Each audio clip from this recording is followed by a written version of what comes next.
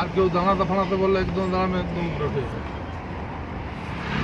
সেই কোনটাকে টার্নিং আছে শুধু দুশো ভানু ভ্রমণ উঠবো বললে দেখি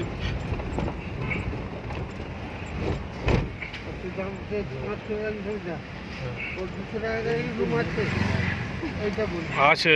নিচের দিকে তো